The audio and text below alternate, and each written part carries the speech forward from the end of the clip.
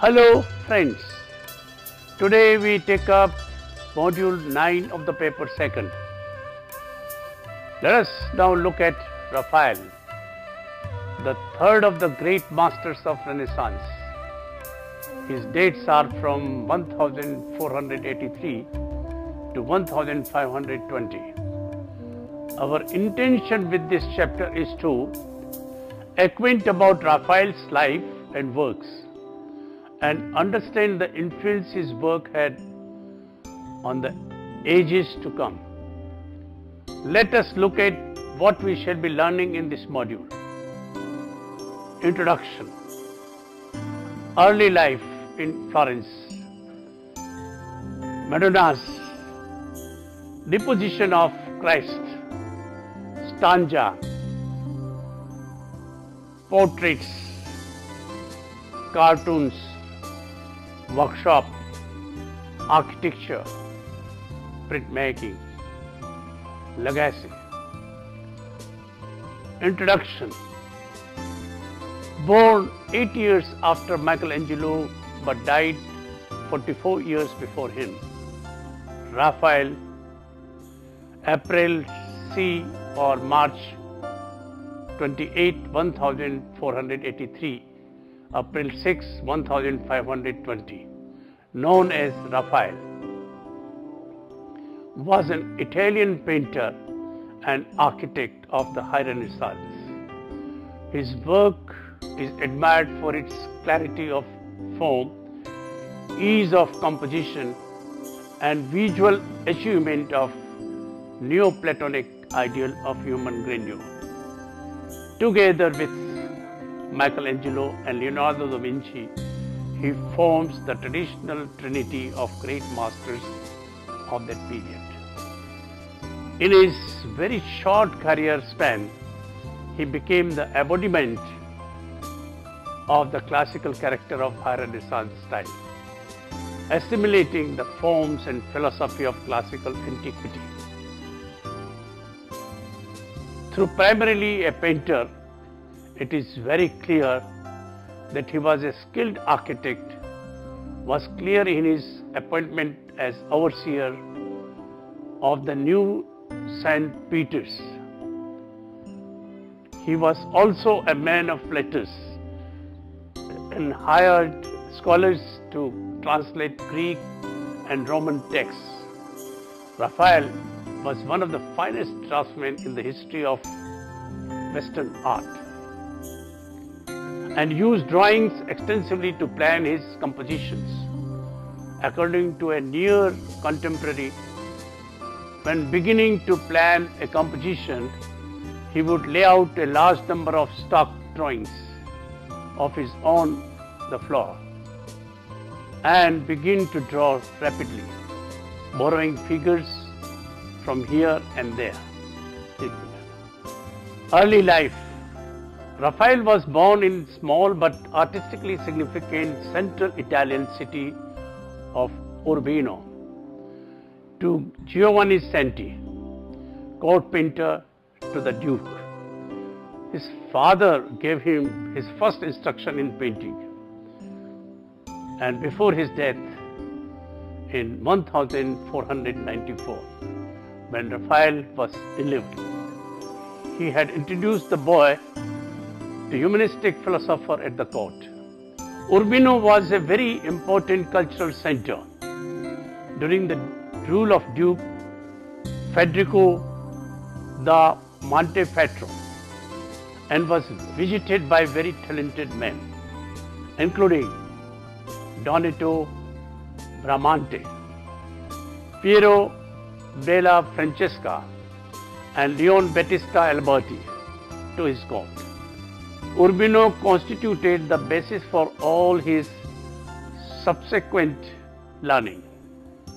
Furthermore, the cultural vitality of the city probably stimulated the exceptional precociousness of the young artist, who even at the beginning of the 16th century, when he was scarcely 17 years old, already displayed an extraordinary talent. His precocious talent was already evident in the brilliant self-portrait drawing during this time. His father placed him under Umbrian master Pietro Perugino as an apprentice. His first documented work was Baronci's altarpiece for the Church of St. Nicholas of Tolentino in Città di Castello, a town halfway between Perugia and Urbino, commissioned in 1500 and finished in 1501.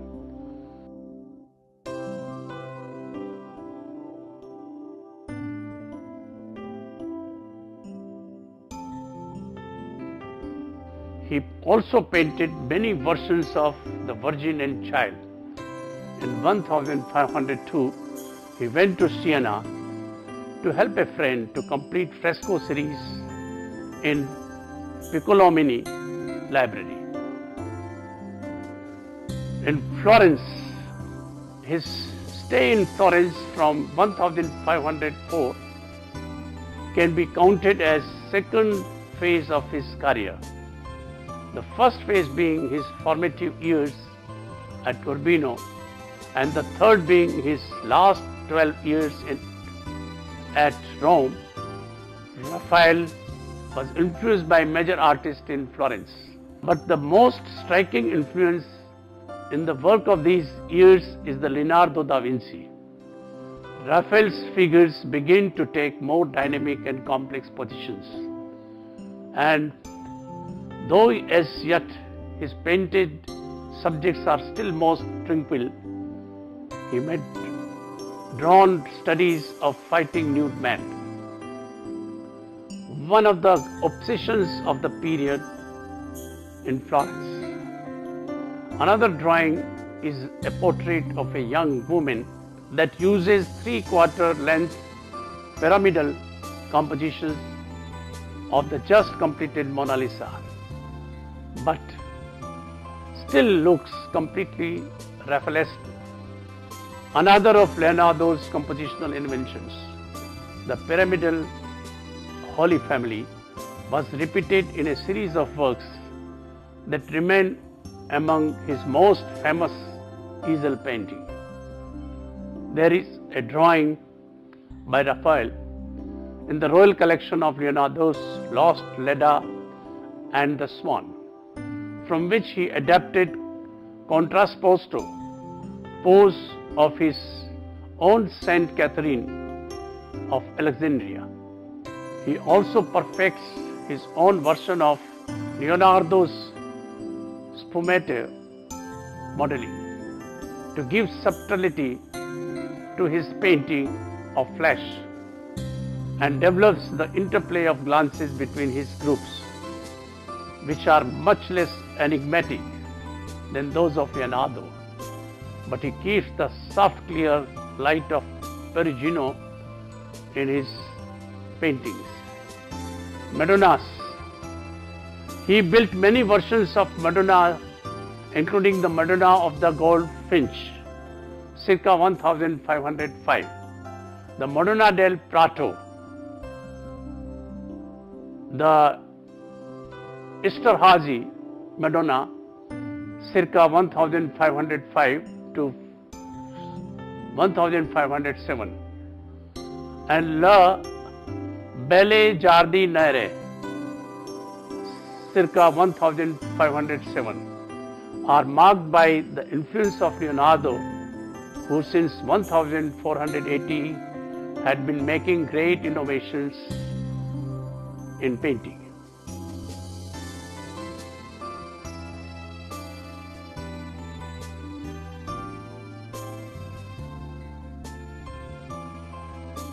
This painting is a great example of his clear, straightforward, classicizing style.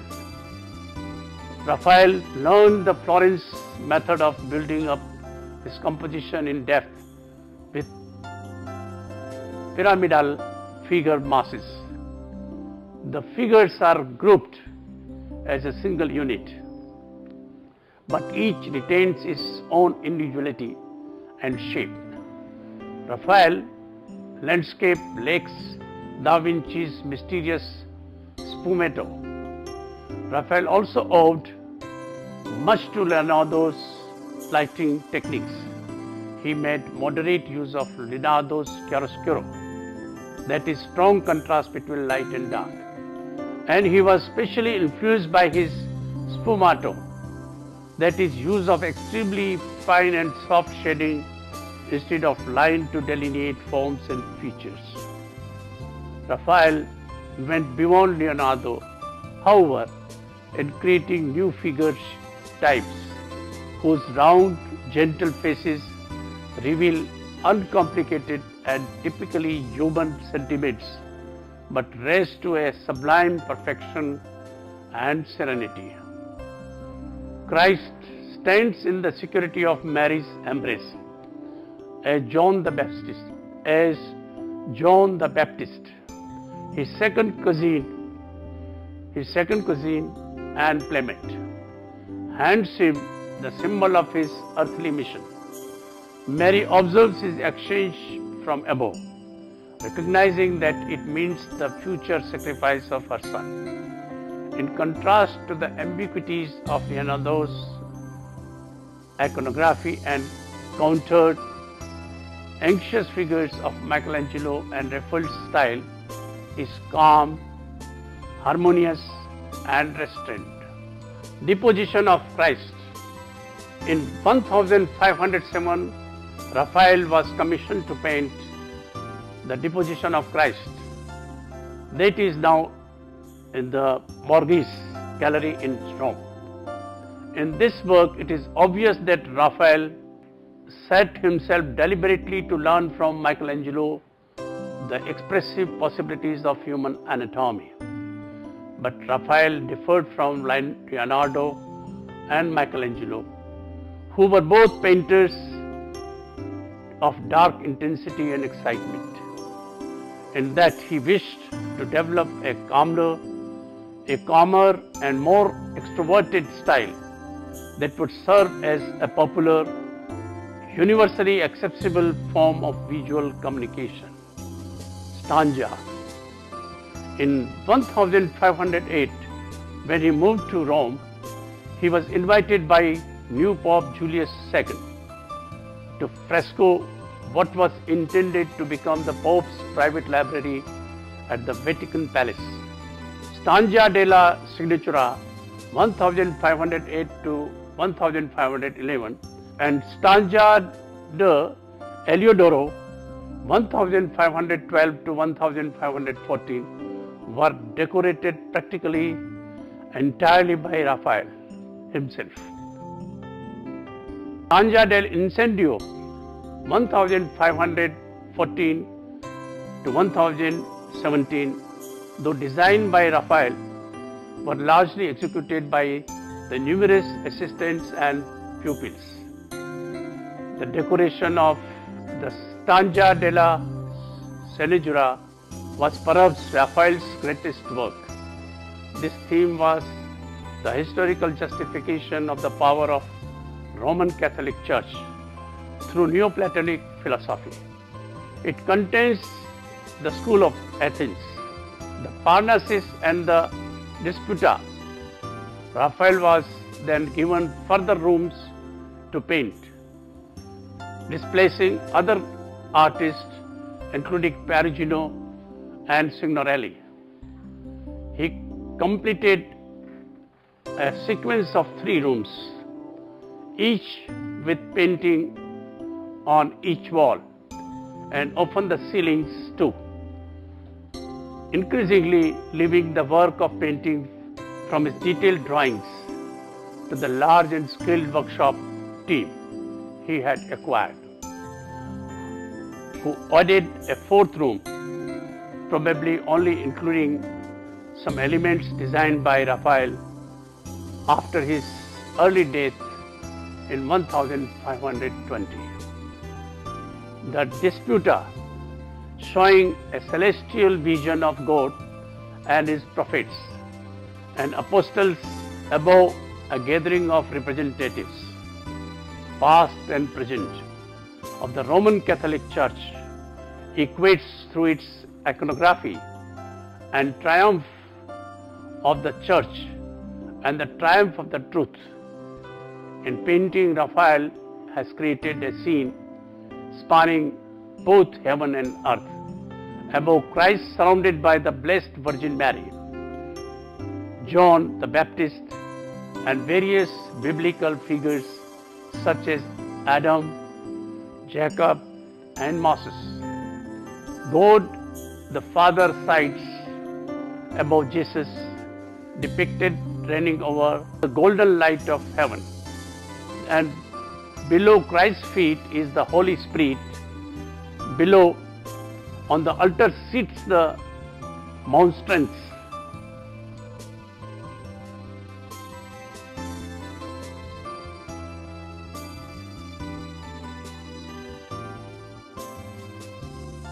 This painting is generally considered to represent the culmination of his classical harmony.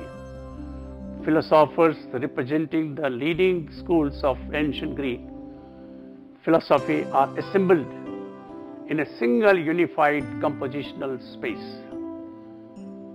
The figures are lined up horizontally at the top of the steps, with distinct groups on either side. On the left, Pythagoras demonstrates his system of proportions to students.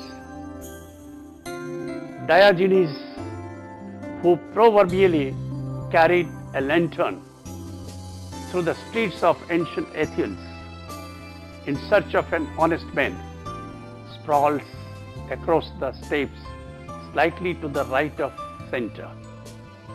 On the right, the Greek mathematician Euclid discusses geometry and draws a geometric figure with the aid of a compass. At the center of the top step, framed by the round arches, are the two most famous Greek philosophers. At the left, Plato carries Timaeus, and at the right is Aristotle with his Ethics. Now, only has Raphael integrated different philosophical schools. He has also included portraits of his contemporaries among the philosophers. Euclid, for example, is a portrait of Bramante. The architecture of painting, which is tribute by Raphael to his mentor, is still influenced by Bramante's centralized buildings. Plato is a portrait of Leonardo, whose pointing figure is a characteristic gesture in Leonardo's own pictures, whose pointing finger is a characteristic gesture in Leonardo's own pictures. The doubting Thomas in the Last Supper, Raphael pays tribute to Leonardo's central role as a thinker and artist in establishing the high Renaissance style. Plato points upward,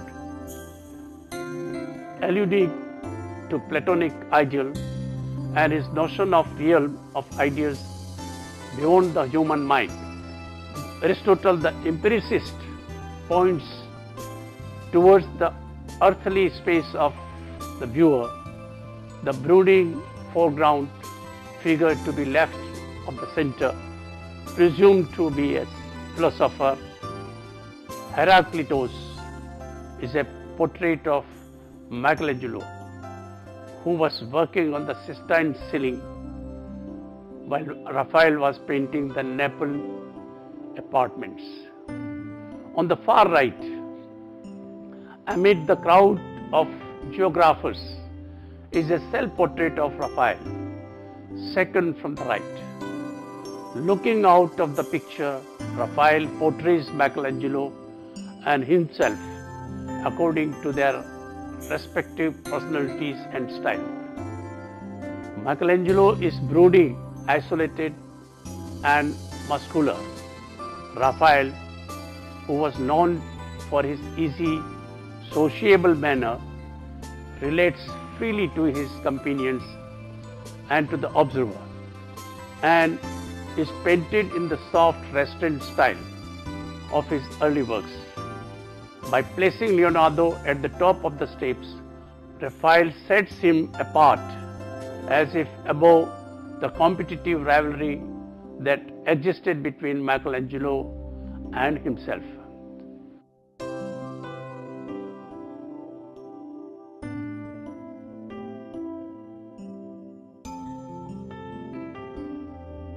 In 1513, he painted Galatea, based on several mythological characters.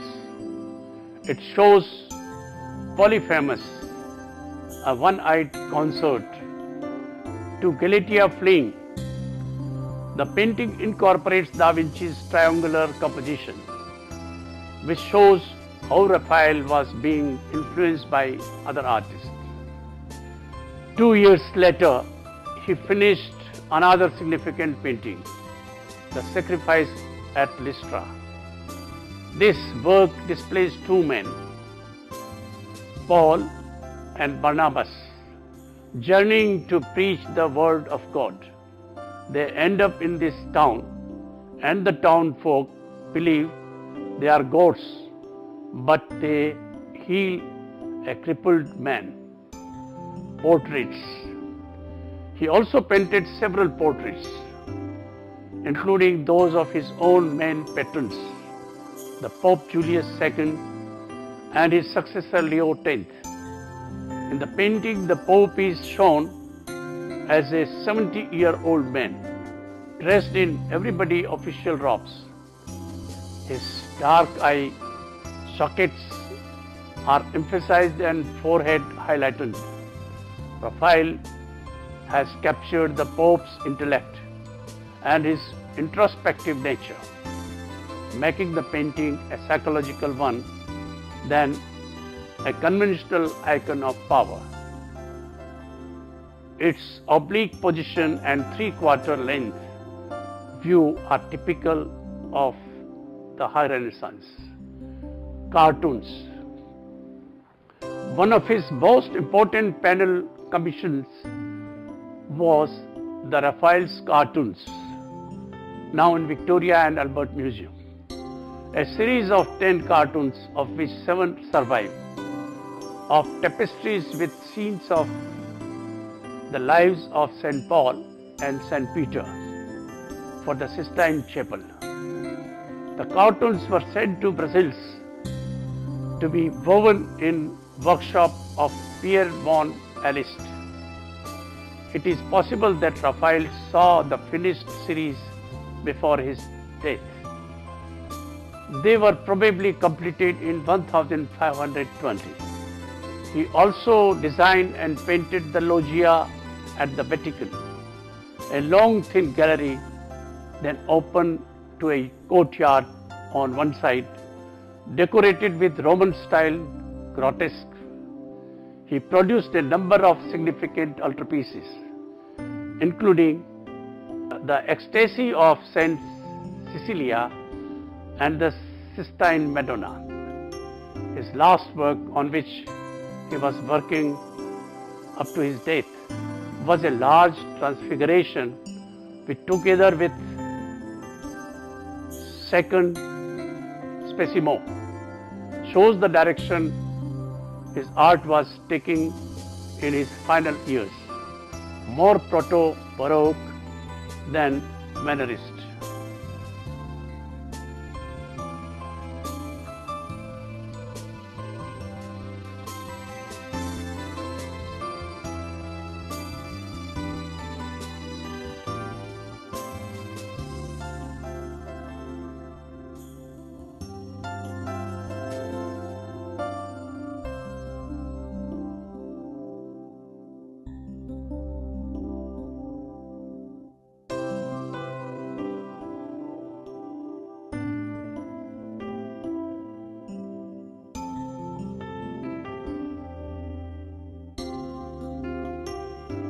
Workshop.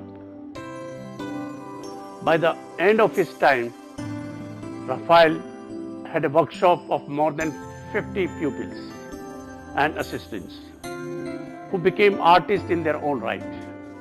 It was very effective and harmonious workshop and had extraordinary skill in smoothing over troubles and arguments with both patrons and his assistants. A contrast with the stormy pattern of Michelangelo's relationship with both architecture. After the death of Bramante in 1514, Raphael was made to chief architect for Rome. In this capacity, Raphael drew designs for chapels, villas, palaces and other buildings. He also transformed the plans of the St. Peter's Church from a Greek and radial to a Latin and longitudinal design. He designed the Chigi Chapel in the Church of Santa Maria del Popolo, the Villa Madama, a lavish hillside retreat for the Cardinal Giulio de' Medici, later Pope Clement VII, designed by him, was never finished. Based on his designs, Antonio da Sangalo, the younger, completed the final construction plans. Even incomplete, it was the most sophisticated villa design yet seen in Italy and greatly influenced the later development of genre. It appears to be the only modern building in Rome, of which Palladio made a measured drawing.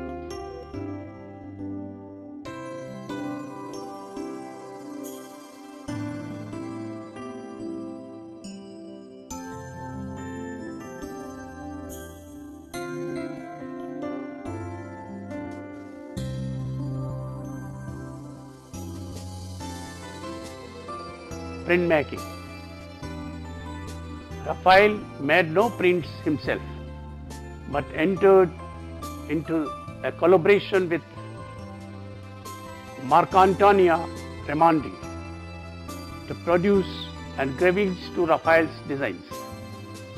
A total of about 50 prints were made.